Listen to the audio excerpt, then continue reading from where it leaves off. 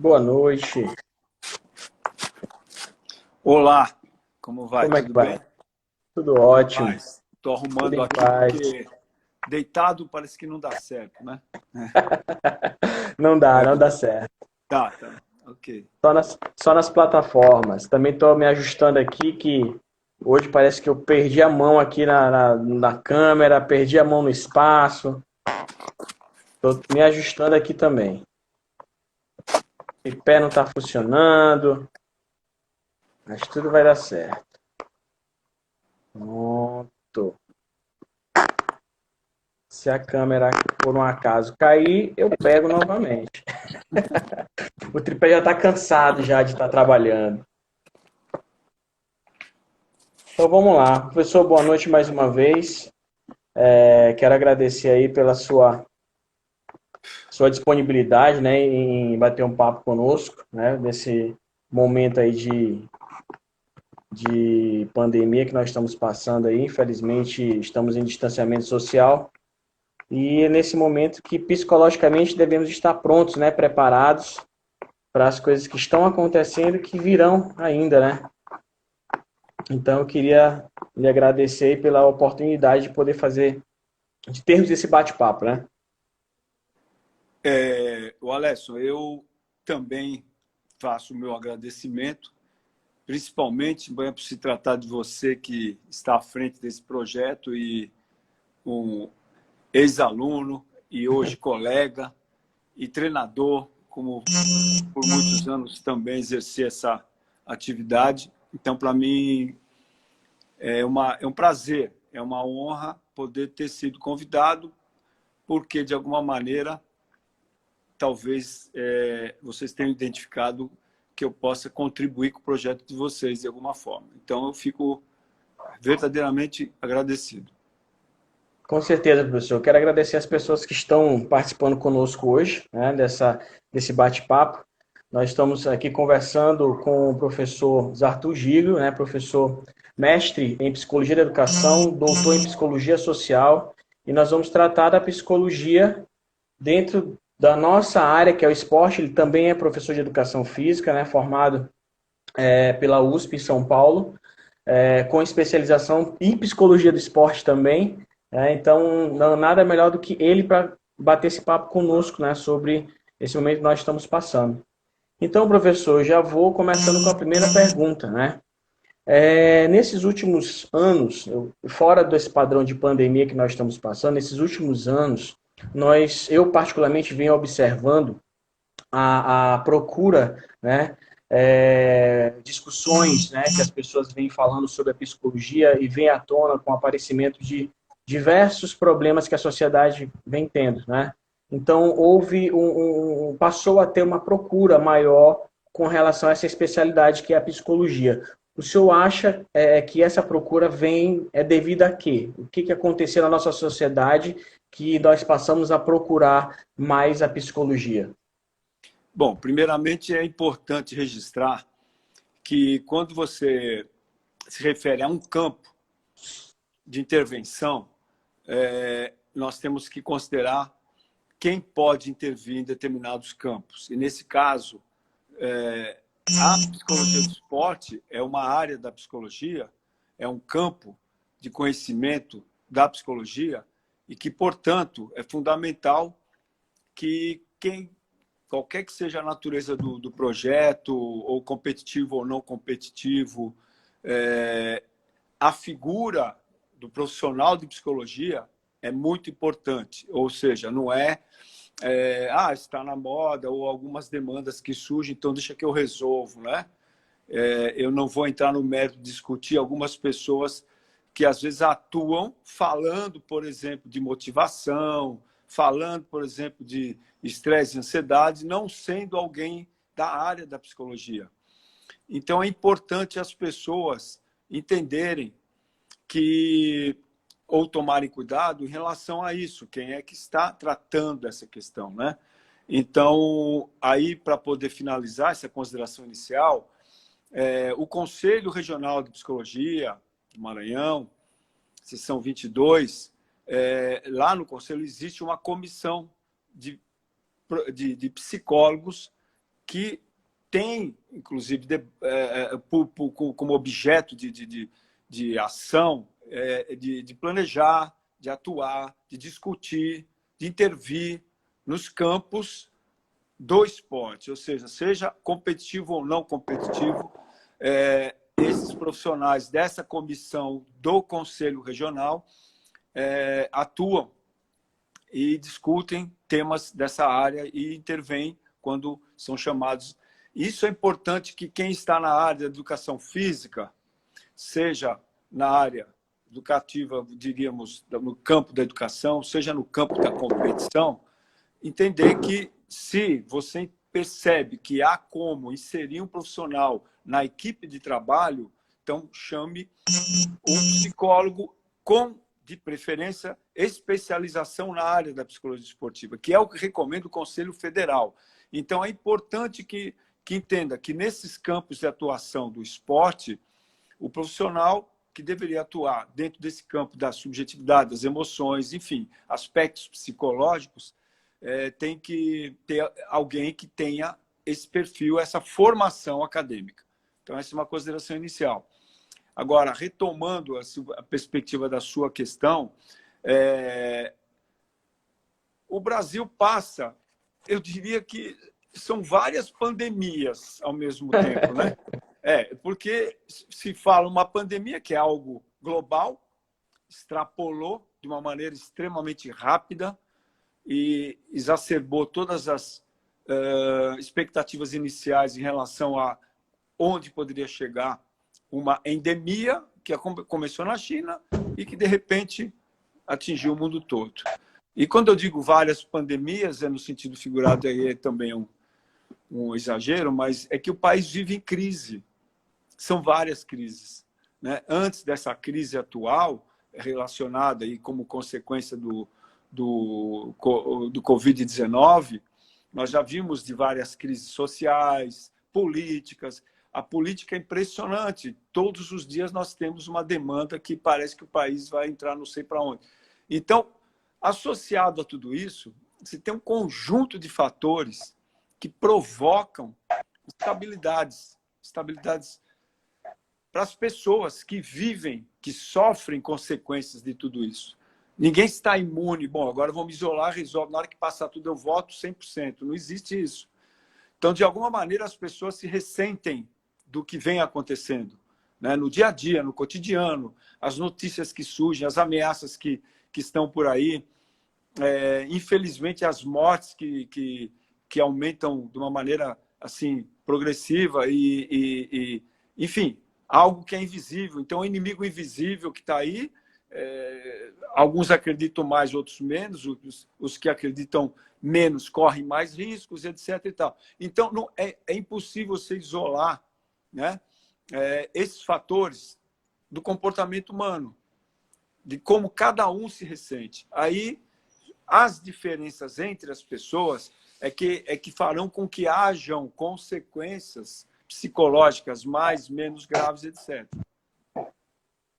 Certo, professor. Então, devido a essas crises que nós estamos, como o senhor falou, nós temos várias crises em vários setores do nosso país, né? Então, essas crises elas podem afetar as pessoas e desencadear nelas, por exemplo, depressão, ansiedade, estresse, né? Que nós estamos acompanhando aí um grande índice de estresse e depressão e ansiedade, né? Esses três termos muito utilizados hoje e percebidos pela sociedade, principalmente nos adolescentes, né? Que estão passando por uma fase de interiorização, onde eles estão voltados para si, né, se conhecendo. Então, a minha pergunta para o senhor seria a seguinte: devido a esses três problemas esses três problemas existentes, depressão, ansiedade e o estresse, né? Como nós devemos combater isso? Existe alguma fórmula? Como nós podemos proceder quando nós detectamos, por exemplo, isso numa pessoa no seu dia a dia, num aluno convencional, numa pessoa que não é atleta, né? E em uma pessoa que é atleta? Isso é diferente ou é da mesma forma? Bem, a princípio, eu diria que os fatores que podem causar alguma consequência de ordem psicológica e emocional, eles iniciam fundamentalmente pelo processo da ansiedade, né? A ansiedade, ela pode ter graus diferentes em relação a como a pessoa lida com aquilo que ela percebe, aquilo que ela experiencia, ou seja, a experiência que ela passa, como é que ela lida com isso, e o histórico de vida. Isso é fundamental entender. Por que histórico de vida? Porque o histórico tem a ver com fatos que podem ter sido marcantes, que podem ter sido causados e se tornaram, inclusive, alguns traumas na sua vida pregressa. E esse histórico, eles são marcadores, né, na mente da pessoa em relação às situações vividas e que podem, diante de um quadro atípico, como é o atual, de uma certa forma, detonar, né, processos psicológicos em razão de fatores vinculados à sua história, né? O que tem a ver, por exemplo, alguns fatos que marcaram negativamente a pessoa, que a pessoa possa, com isso, se sentir ameaçada em determinadas situações. E aí vamos imaginar, se ela vai para a escola, sofre bullying. Ok, se ela está em casa em isolamento, provavelmente ela não vai sofrer o bullying que ela sofre na escola. Mas será que ela não sofre algum outro tipo de bullying dentro de casa, com outras pessoas? Porque, às vezes, o que pode ser brincadeira para uma pode ser algo que faz a outra pessoa sofrer. Então, quando esses processos vinculados, que são os fatores, né, que estimulam ou recordam por meio do cérebro, que são as vivências anteriores, marcadas por emoções, né? Elas podem suscitar um comportamento que, se for um comportamento constante ligado ao estresse, à ansiedade, o quadro de estresse se estabelece, porque é um quadro que, na verdade, o estresse em si são elementos, segundo o primeiro estudioso desse quadro, ele falou muito sobre as consequências físicas do estresse. Então, aumento da hipertensão, sudorese, se pode ter problemas gástricos, agravar determinadas doenças, problemas cardíacos, em razão de fatores causados, de uma certa forma, constantes, que levam a pessoa... Então, a análise do estresse é mais vinculada aos efeitos fisiológicos, a parte mais química, física, biológica do sujeito. E a ansiedade está muito vinculada aos pensamentos.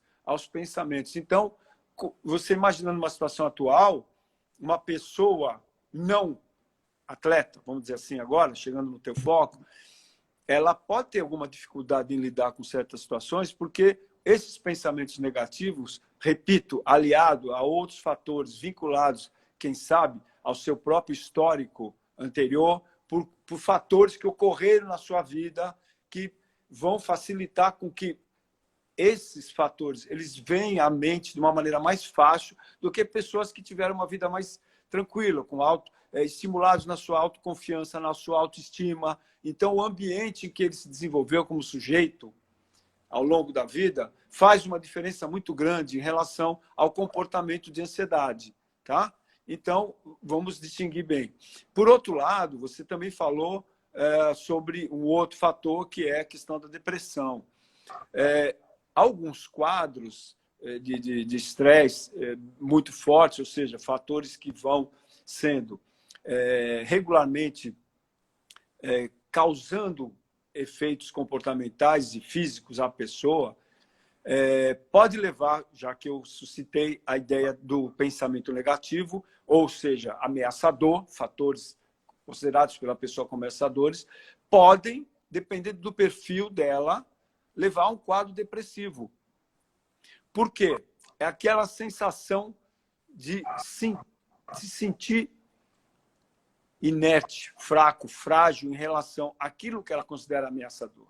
Então, esse quadro pode levar a pessoa a um estado depressivo, de isolamento, não por força de uma pandemia, por exemplo, mas é um isolamento social em decorrência da pessoa vivenciar uma situação que o leva a pensar, inclusive, em coisas piores. E aí nós temos as questões dos suicídios. Assim como, nesse momento atual, no mundo inteiro, aumentou o número de divórcios, por quê? Porque as pessoas passaram a conviver muitas horas juntos, e quando, no normal, um sai para cá, outro sai para lá, e no mundo inteiro esse fator é um dado que demonstra que a convivência ela nem sempre é tão simples, ela pode ser positiva ou negativa, dependendo do que ocorre nesse isolamento social, onde as pessoas se mantêm em casa. E o quadro depressivo, já que, segundo os indicadores que nós temos sobre suicídio, em torno de, a cada 40 segundos, uma pessoa se suicida no mundo. Essa é a média. Tá? Então, veja que não é algo tão incomum, está acontecendo em alguns lugares. Somado a esse momento tão pernicioso do ponto de vista das expectativas futuras, algumas pessoas que têm algumas predisposições para isso, elas encontram um canal perigoso do ponto de vista do isolamento e, ao mesmo tempo, de pensamentos altamente negativos, tipo, sem perspectiva de futuro, ou então perder um emprego, e agora o que eu faço? Estou cheio de dívida e tal. E aí recorre a outro fator que eu estou destacando aqui agora: as pessoas estão bebendo muito mais em casa, álcool, né? Ficam o dia todo em casa e começaram a consumir mais álcool. Tudo isso somado pode desencadear processos extremamente perigosos, tá? Agora, o que ocorre com o atleta? O atleta, eu vou falar do atleta, a pessoa que treina para competição. Ele treinando, ao se submeter a isso, você já pode ter certeza do seguinte: primeiro, de um universo muito maior de praticantes, você vai retirar um número reduzido de competidores, de pessoas que têm o prazer, se submete, gosta de competir. Então, tá certo que o treinador vai fazer a escolha, você vai fazer as escolhas, mas claro, o universo foi reduzido, suponhamos, de 200 jovens para 20. 10% daqueles 200, os demais, para a competição, por alguma razão, não foram escolhidos. Dos 20 ainda, nós vamos chegar aos que serão titulares de uma equipe de basquete, de vôlei, sabe? E os que serão, embora façam parte da mesma equipe, mas serão reservas. Então, o que eu quero dizer? Essas pessoas que submetem a treinamentos cotidianamente, eles aprendem a competir, eles aprendem a passar por situações de desafio. Então, voltando à questão do desafio lá.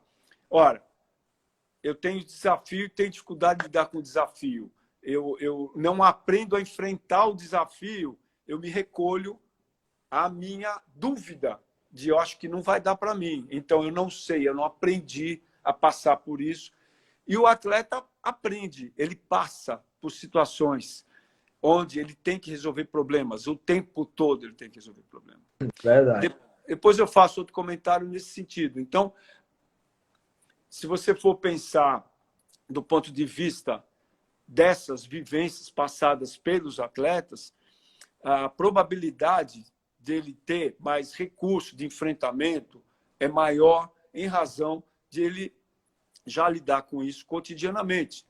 Ele tem adversário quando ele vai competir. Adversário real, concreto, não é um que é invisível, como é esse atual. Lá é não só visível, mas que você bater vai dar choque, vai dar lesão e tudo mais. Esporte de contato.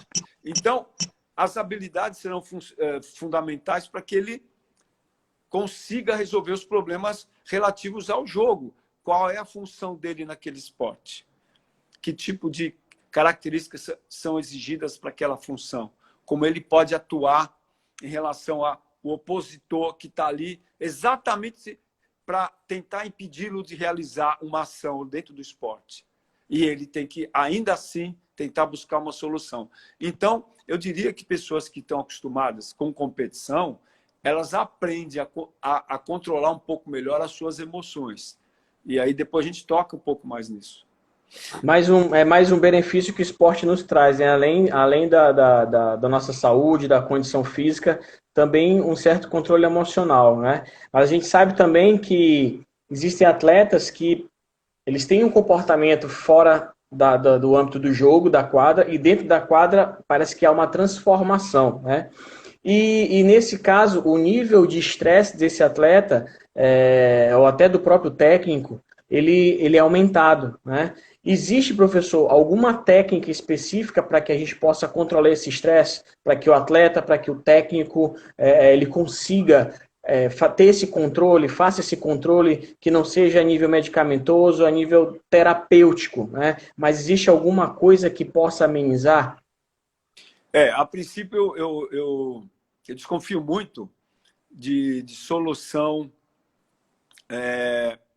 prévia para certas coisas onde você não sabe que o imponderável está ali, que é a situação que vai ocorrer no jogo e que vai detonar um processo reativo do treinador ou do atleta. E se fosse pensar do ponto de vista da preparação, aí o que seria viável? Primeiro, aí novamente, se você tem um profissional da psicologia que entenda dos fenômenos de esporte, que tem essa questão, Sim, que você, assim como você tem clínica médica, você tem o oftalmologista, você tem o pediatra, você tem o gastro na medicina.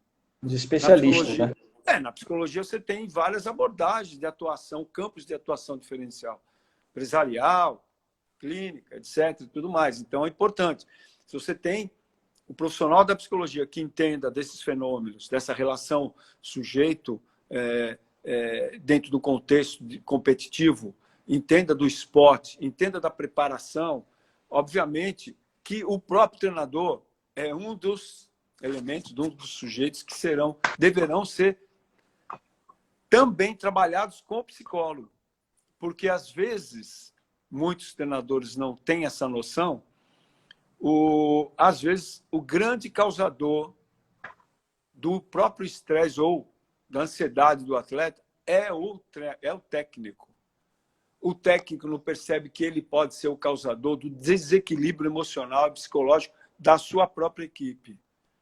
Por quê? Porque ele olha do ponto de vista dele, achando que ele sempre está com a razão, quando ele não se percebe no processo. E ele não se percebendo no processo, alguém tem que fazer isso. Ou seja, dar algum feedback para que ele possa refletir sobre o seu comportamento. Então, não existe uma fórmula que você vá dizer, olha, faça isso que resolve. Você tem que ter alguém que trabalhe na preparação do grupo, inclusive o treinador. Por que o treinador? Porque o treinador, embora a palavra final normalmente seja do treinador, do técnico, mas se ele abre a possibilidade de trabalhar com uma equipe de profissionais, ele também abre a possibilidade de ouvir esse profissional da psicologia. E aí sim receber elementos que sirvam para que o treinador possa rever a sua conduta, a sua maneira de lidar com o grupo dele. Então, esse é um dado. Por quê? Tudo que você pretende com a sua equipe naquela competição, o seu adversário também pretende. Então, você não está lá. É verdade. Tentando, os dois estão tentando a mesma coisa. Então, assim como a sua equipe tem, a nossa, enfim, uma equipe possa ter vários problemas em relação a esse enfrentamento, a outra também tem. Porque, afinal, se você fala em equipe escolar ou se você fala de uma seleção estadual, todos vão com objetivo, mas é importante ser realista, porque também, às vezes, o treinador é alguém que possa definir, olha, a nossa equipe tem condição de ser campeã e vai ser campeã e tal, não sei o quê. Quando, na verdade, a equipe não tem o potencial para chegar a ser campeã. Então, é muito melhor você trabalhar com a ideia de desenvolver o potencial desse grupo e chegar onde ele pode chegar, mas chegou além daquilo que ele chegava antes. Isso é muito positivo, né? Do que chegar a cobrar e a pressionar, a gritar, a ficar nervoso, a ficar completamente descontrolado no momento da competição, pedindo aquilo que não eles não têm condição de oferecer, porque faltou treinamento, faltou preparação, faltou equilíbrio, etc. Os fatores que interagem. Mas, assim, para não dizer que não há nada que se possa fazer a princípio, eu diria que o processo respiratório ele é fundamental, tá? E aí, no momento que a pessoa se perceber, né, por exemplo, com uma frequência cardíaca, é lógico que está correndo, tem que estar com a frequência cardíaca elevada, mas a autopercepção de si, ou seja, é lógico, né? Ele percebendo como ele funciona, o treinador também tem que perceber isso, talvez um método de respiração mais profunda, mais calma, faça com que ele possa controlar melhor as suas emoções naquele momento. Então, se houver alguma maneira assim pontual para você tentar buscar um controle no momento de descontrole, parar e dar uma respirada mais profunda, expirando mais profundamente, buscando voltar um pouco uma calma, ou pelo menos um nível de tensão mais abaixo do que estava antes, para que você possa retomar o raciocínio lógico e não o emocional prevaleça sobre o raciocínio lógico, onde que é o raciocínio que você vai ter que precisar para poder orientar os seus atletas. E se você, treinador, não tiver assim... O senhor falou agora sobre a questão dos técnicos, que também tem essa possibilidade de causar esse estresse no atleta. A coordenadora de arbitragem da nossa federação, a Raquel Pestana, ela colocou também... Você está me ouvindo? Tô. Tá, ela colocou também que os pais, alguns também intimidam os filhos, né? Intimidam naquela questão de tentar transmitir a ideia, a vontade dele para aquela criança, né? Ele, quando foi atleta, ele quer que o filho seja igual, né? E isso causa uma intimidação, causa uma pressão naquela criança que ela trava, ela não consegue jogar, ela começa a chorar dependendo da idade também, né? E isso é muito complexo porque a gente observa isso em vários esportes e muito cedo, né? A gente pode observar o futsal, que tem categorias 6 a 8 anos, que os pais eles colocam, esbravejam para fora aquela vontade deles de estar em quadra na figura do filho. Então isso também é bem complexo. E também o senhor falou na questão da respiração, eu lembrei aqui de um episódio da sexta-feira passada do seriado que está passando, que é o SWAT, que uma criança estava com muito medo. E o policial falou para ele, olha, quando eu tinha a sua idade, eu também sentia medo. O que eu fazia? Eu contava e respirava fundo. Então eu contava e respirava fundo até eu conseguir me acalmar e ter o controle novamente. O senhor falou agora, eu lembrei desse seriado que, como você falou, é uma ferramenta que pode ser utilizada para quem está com nível de estresse. E as pessoas sempre falam assim, está estressado? Conta até 10. Né? Conta até 10 e respira. Alessio, primeiramente até foi bom a Raquel trazer essa questão fundamental. Eu até quero agradecer a Raquel, porque ela que fez o primeiro contato do convite. Isso. E eu fiquei muito feliz por enfim, chegar onde estamos nesse momento. Veja bem, a questão do medo que você falou, o medo é primo da ansiedade, tá? Tá ali, ó, o medo é inerente ao ser humano e o medo tem a ver muito com a questão da ansiedade. Agora, repito o que falei um pouco atrás. Você lembra quando eu citei a questão do histórico de vida? Sim, e aí, sim. vamos lá. Você pega um atleta que começou muito cedo e que os pais entenderam que o filho tinha que ser campeão num esporte, ou porque ele não foi, e aí foi uma frustração dele, mas meu filho vai ser, e aí eu vou levá-lo para o esporte que eu, pai, quero que ele faça. Então, começa logo daí o problema. É verdade. Começa daí o problema. Por quê? Porque a criança precisa brincar. Ela precisa sentir o prazer de fazer as coisas. Ela tem que ter um ambiente favorável em relação às práticas dos esportes, e não necessariamente esporte. mas do movimento, da motricidade humana, da recreação, da prática prazerosa, recreativa prazerosa, onde ela vivencie, onde ela tem a oportunidade, na verdade, de vivenciar várias possibilidades de movimentos novos, onde ela desenvolva capacidades novas, habilidades novas. Então, os esportes têm que ter esse caráter lúdico. Isso, nós estamos falando de criança, para a criança poder desenvolver o seu acervo em relação às suas capacidades de movimento. Bom, nesse sentido, os pais deveriam atuar como apoiadores, facilitadores, estimuladores e educadores. Por quê? Porque eu vou estimular meu filho no sentido como vou levá-lo a um ambiente onde ele tem possibilidades de trabalhar várias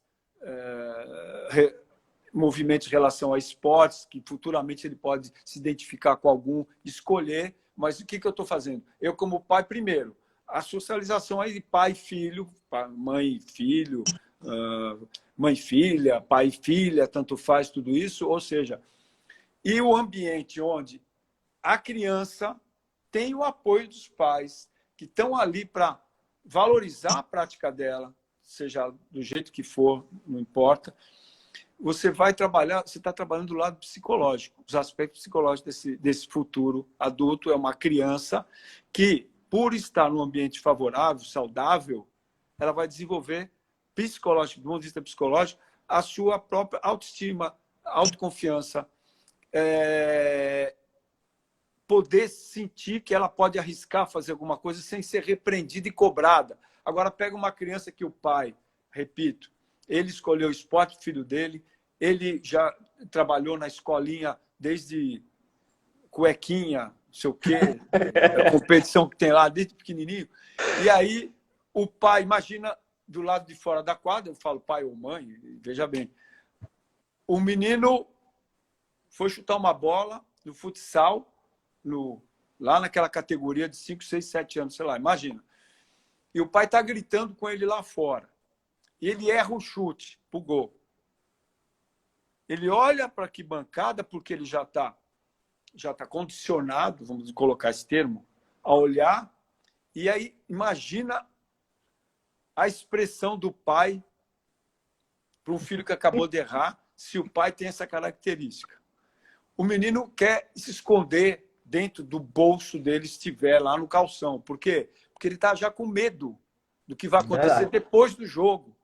Quando ele não é xingado, às vezes pelo próprio pai da arquibancada, né? E às vezes o treinador, e aí eu ressalvo para se tiver outras pessoas não da nossa área, enfim, também, que possam entender que às vezes os treinadores que trabalham com criança, eles têm que ser pessoas preparadas para trabalhar com criança. Porque se a mente do treinador com criança for aquela que visa o tempo todo performance, um abraço. Vou usar esse termo meio popular. Por quê? Porque ele será a pessoa que irá causar vários problemas também para esse jovem.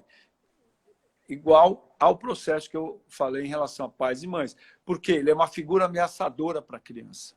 Então, o perfil de alguém que vai lidar com criança é criar oportunidades, apoiá-lo naquilo que ele é capaz de fazer, criar situações, problemas compatíveis com a capacidade da criança tentar fazer e sentir que é possível. E se não for um educador com esse perfil, sinto muito. Sabe o que vai acontecer? Quando a criança, primeira oportunidade que ela tem, dela dizer para o pai que é aquele que queria que o filho fosse campeão de qualquer jeito, a primeira oportunidade que ela tem é nunca mais ela entra numa quadra ou numa piscina ou sei lá o que ela estiver praticando, porque ela não aguenta mais, ela vai embora, ela abandona. Então... É verdade. Professor, se eu quiser tomar uma aguinha aí, fique à vontade, eu vou... Está aqui do meu lado. Isso já falou bastante. Eu vou aqui fazer umas referências aqui, acho que é Bebê e Cia São Luís, né? Mandou um abraço para o senhor aí e falou da importância do profissional de psicologia, né? Que ele que é o responsável por esse trabalho. E a gente sabe que uma equipe multidisciplinar, tendo nutricionista, psicólogo, profissional de educação física como treinador, né?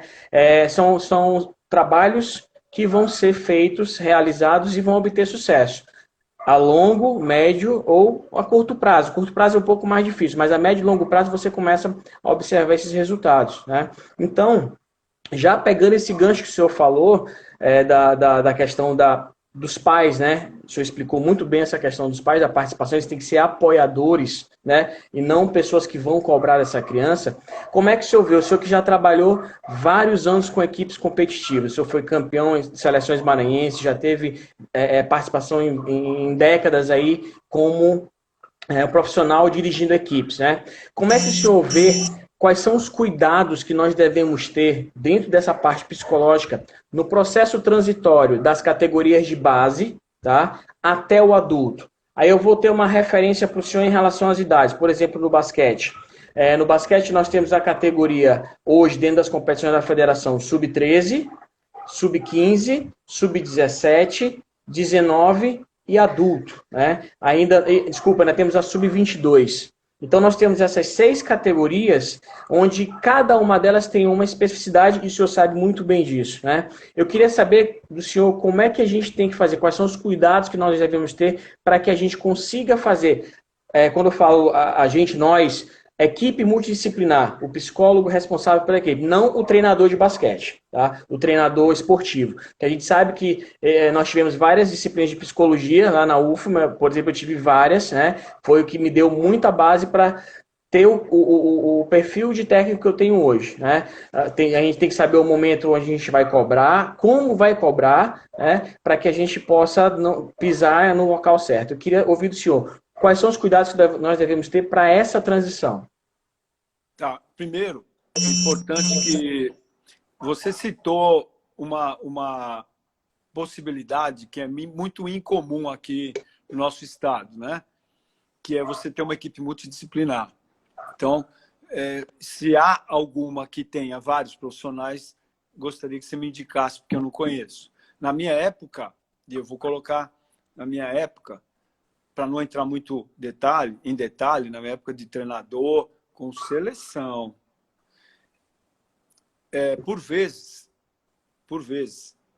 eu chegava, não tinha nada em condições para dar meu treinamento, tá?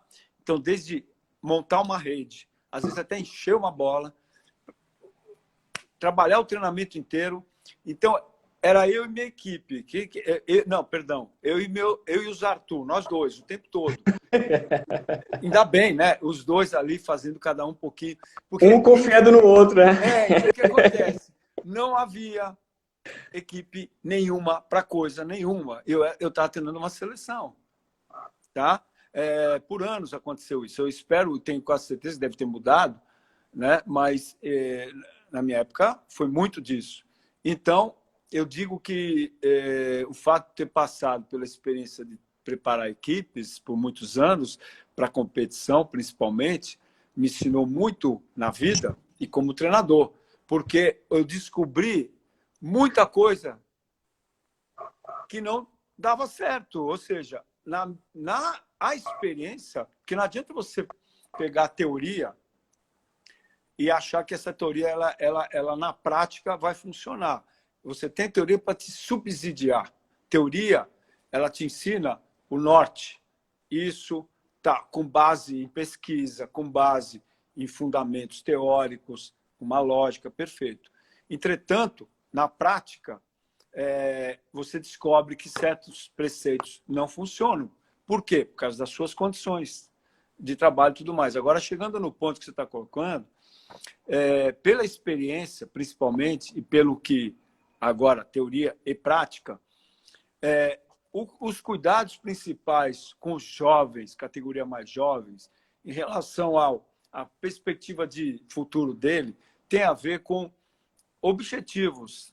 O que se pretende? E é importante que a criança e o jovem estejam também conscientes de metas possíveis para ele, sujeito, e para o grupo.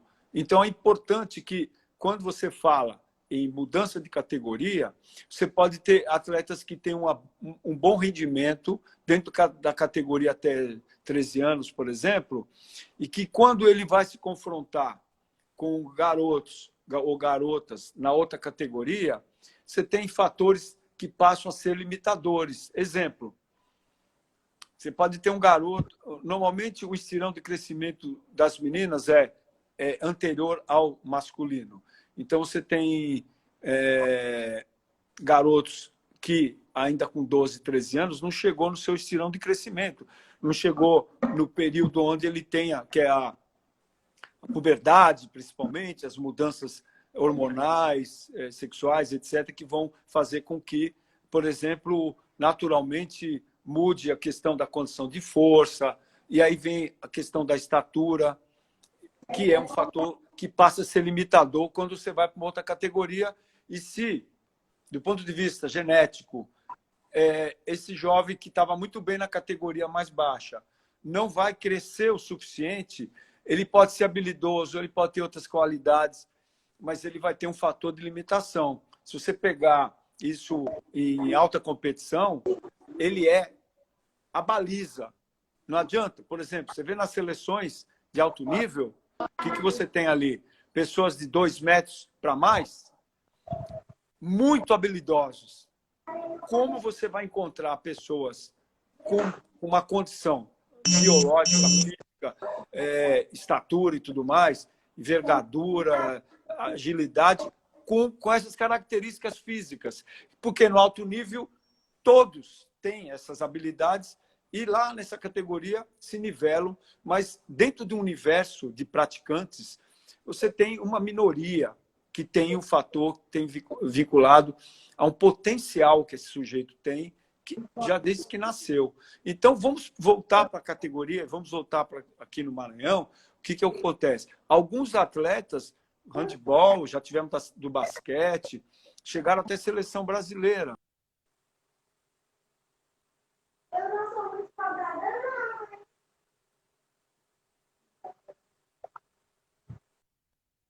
Me deu o celular aqui, desculpe. Então, o que ocorre? Alguns atletas do Maranhão, em algumas categorias, chegaram até em seleção brasileira. Então, a pergunta é, quantos? Você conta na mão. Poucos, né? E o que acontece? Por quê? Porque em categorias anteriores, eles tiveram uma boa performance dentro do estado. Ou chegam num nível muito bom na escola, chega muito bom até uma determinada categoria. Quando vai chegar no principal, você vai pegar, então, os principais atletas de outros estados, porque é o adulto, portanto, o confronto é num nível muito mais elevado. Então, o que fazer nessa transição? Voltando para fechar a resposta. Se durante o período inicial essas crianças forem bem orientadas, tiverem as condições que Carl Rogers chamaria de facilitadoras para que esse potencial se desenvolva. Então, essas condições facilitadoras compreendem as condições de ambiente, compreende a preparação desse treinador, capacitação mesmo, qualidade da formação dele, a maneira como ele lida com isso. Então, esse jovem, nas categorias que vem lá de baixo, eles vão ter uma transição muito mais tranquila de uma para outra. Por quê? Porque tudo aquilo que ele é capaz de conseguir, ele tem conseguido na sua fase de idade anterior. Por quê? Todas as condições foram favoráveis para que ele conseguisse. E, portanto, se ele tiver o potencial para ir além daquela categoria mais baixa, ele irá naturalmente. Então, esse trabalho de qualidade, eu diria que lá embaixo, primeiro, a preparação física, porque ela sempre vai ser, a priori, vou dar um exemplo clássico, costumo falar, o jogador salta muito bem, então coloca ele lá para disputar rebote, né? E aí, para disputar esse rebote, porém, ok, só que aí o jogo vai demorar 1 hora e, sei lá, 2 horas, 1 hora e meia, 2 horas, dependendo, são 4 quartos, né? Isso. Aí, lá no final do jogo, onde vai ser decisivo essa capacidade dele de conseguir recuperar uma bola no rebote, por exemplo, o exemplo que eu dei, ele está saltando menos do que os outros. Então, ele começou a perder os rebotes no final do jogo para o outro que tem uma preparação física melhor. Simplesmente aí mata um ponto. Se a preparação física não for a ideal, toda a sua habilidade técnica ficará em segundo plano quando você não tiver mais condição. Por exemplo, eu vou correr num contra-ataque. Aí, no contra-ataque, o seu marcador antes estava perdendo para você. Depois começa a chegar com você e roubar a tua bola. Por quê? Porque ele tem fôlego para chegar lá no final do jogo. Então, isso tudo gera um fator emocional e psicológico também, que muita gente não consegue perceber. Que fatores, eu costumo dizer, a preparação física pode afetar o fator psicológico? Sim. Sim. Preparação técnica pode afetar? Sim. Preparação tática pode afetar? Sim. E o contrário também. Por quê? Porque um fator pode prejudicar o outro. Então, repetindo para finalizar, a transição ela tem que ser natural, onde não gere uma expectativa falsa daquilo que vai ser possível. Tem que ser uma expectativa compatível com aquilo que ele é capaz de fazer e o treinador tem que estar ciente disso. E aí, esse menino, se tiver potencial para chegar no adulto jogando muito bem, ele vai chegar. Se a um determinado momento, por alguma razão, ele não conseguir evoluir em outras categorias, de uma certa forma, o próprio treinador vai chamar outro que vai substituí-lo e ele vai para frente. Talvez esse outro não vai. Por quê? Porque aí são os limites de cada um. Não tem mágica aí, tá? Desde que tenha sido bem preparado. Então, professor, mais uma vez a gente observa a questão da equipe multidisciplinar, né? O senhor falou assim, me mostra uma equipe que teve. Em 2018, eu dirigi a equipe do Moto, que foi campeã estadual. Foi o ano que, pela primeira vez, que nós tivemos uma equipe multidisciplinar. Nós tivemos um psicólogo, nós tivemos um nutricionista, um preparador físico, que trabalhavam de forma conjunta. Foi a primeira vez. Nós trabalhamos 1 ano e conseguimos conquistar o título estadual, né? No ano passado, nós perdemos essa equipe, né? Por uma questão de modificações mesmo do ano. E aí, ano passado, nós perdemos o campeonato. Nós perdemos a fase classificatória, né? E nós comentamos justamente isso. Se nós tivéssemos continuado com a equipe multidisciplinar, nós estaríamos novamente no pódio. Nós daríamos continuidade ao trabalho. Então, como você falou aqui, a gente não tem, a gente tenta arrumar, né, uma forma, mas se a gente for observar, por exemplo, as equipes que estão jogando ligas nacionais, por exemplo, a equipe do Sampaio Basquete, que já foi campeão nacional, ela trabalha com a equipe multidisciplinar e a gente observa que vai funcionar. Vai funcionar principalmente, inclusive ontem eu estava assistindo uma palestra do professor Roberto Dornelas, que é técnico do esporte, da equipe feminina do esporte, e ele falou que às vezes a gente acha que a equipe multidisciplinar ela custa muito caro, o valor é muito alto. Na verdade não, você consegue fazer parcerias, e essas parcerias elas dão certo. Porque o profissional, ele vê a oportunidade da sua imagem ser vinculada àquele trabalho e aquele trabalho dando certo, ele vai ter benefício, mesmo que não seja o esperado, né? Mas vai dar certo de alguma forma, pelo menos na questão organizacional. E aí a gente percebe que os atletas também gostam, né? A gente percebe que eles tratam de uma maneira diferente, de uma maneira nova, né? E pegam gosto pela coisa. E aí começam a cobrar certas coisas para a gente, que olha, não tem como a gente fazer isso agora.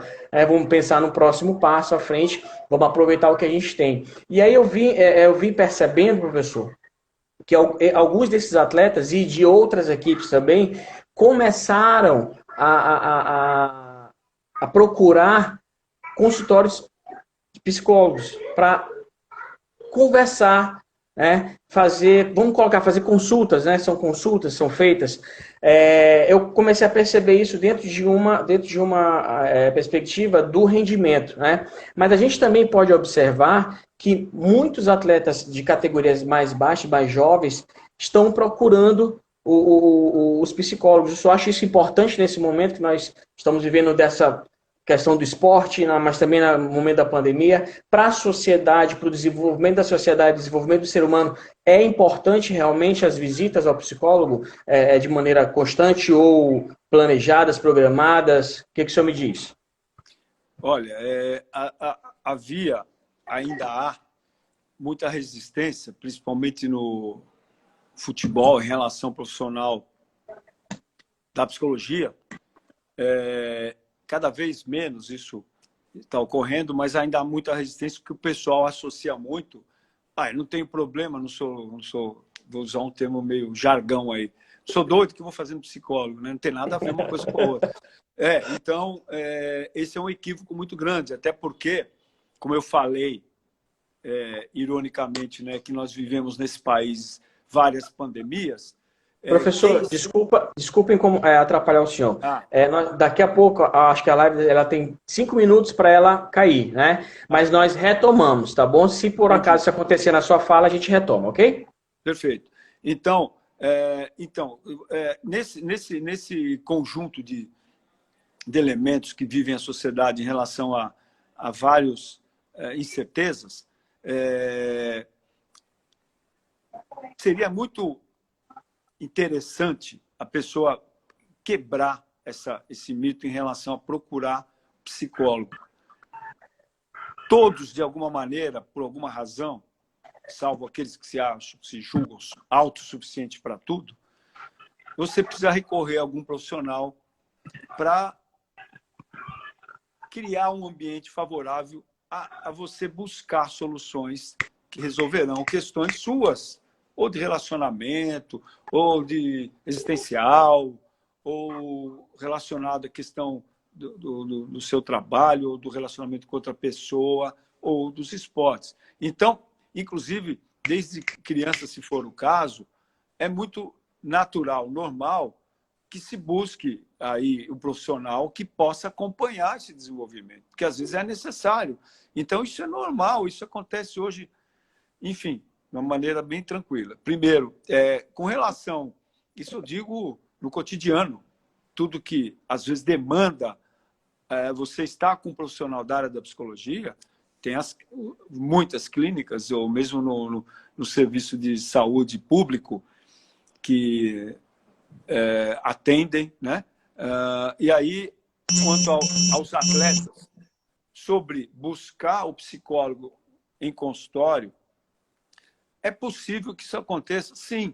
Normalmente, o psicólogo, que é psicólogo do esporte, ele atua muito no campo de trabalho. Ele vai acompanhar o que ocorre, ele vai avaliar, ele vai fazer planejamento, vai criar um método mais adequado para desenvolver algumas condições para esse atleta desenvolver, ou não atleta, mas que está no esporte, né, que busca a saúde, e a saúde é psicológica também, compõe esse universo, né? O conceito ampliado de saúde envolve vários aspectos.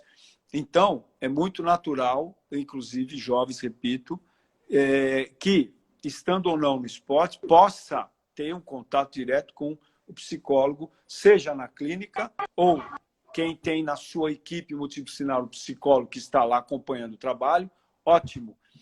Porque esse profissional saberá se, por alguma razão qualquer, o atleta precisa de um outro tipo de trabalho, né, para tentar equilibrar algumas emoções, o estado. Não estou falando de transtornos. Transtornos é outra situação. Certo. Obrigatoriamente, você vai recorrer à clínica ou até mesmo ao psiquiatra. Depende, é outra situação. Medicação e tudo mais. Mas em condições normais, também é normal você recorrer ao psicólogo para discutir questões de cunho pessoal e que você não tem uma interlocução com outra pessoa. Óbvio que o profissional da psicologia é o mais recomendado. E aí, no campo de atuação direta dos esportes, que seja alguém que conheça suficiente, como eu repito, se tiver uma especialização na área, melhor ainda. Mas, repito, recomendo que, e aí eu já, para você como alguém que é, por sinal, o professor Rubem Goulart é o presidente da federação, né? Isso, isso. Um O professor abraço. Rubem Goulart, o nosso Tá. vice-presidente também está aqui presente, o professor João Souza, também conhecido como Espirro, foi professor Ah, de várias escolas, só conhece, né? olha, eu fico muito honrado de tê-los aí acompanhando, porque o professor Rubem Goulart é um companheiro, um colega de profissão de muitos anos, já tivemos várias vivências juntos. Enfim, voltando à questão que eu estava me referindo, caso a federação tenha algum interesse depois também, temos essa comissão lá no Conselho Regional, que eu faço parte da comissão também, tem vários profissionais lá. Hoje, quem nos representa junto ao Conselho, a professora a psicóloga Cristiane e a Inclusive, Marilene. ela tá aqui na live, a Cristiane Almeida Carvalho, ela está parabenizando o senhor e falando que o senhor está representando muito bem a Comissão de Psicologia do Esporte do Conselho Regional de Psicologia do Maranhão. Olha, fico muito feliz de tê-la aqui no nosso bate-papo, porque a comissão tem um trabalho muito sério, tem um intercâmbio muito forte, principalmente via Cristiane, com o Brasil inteiro, com vários psicólogos de vários estados, e tem uma associação brasileira de psicologia do esporte. E aí é importante que esse canal possa ser estabelecido, porque aí, enfim, nós poderemos indicar pessoas da comissão para fazer um trabalho, seja com jovens, seja com atletas, enfim. Mas, olha, não caiu aí, se quiser. Vai cair agora. Eu vou finalizar ela e já vamos começar outra para a gente continuar nosso bate-papo, tá bom? Tá legal, tá bom. Tá Combinado. certo. Um abraço. Valeu.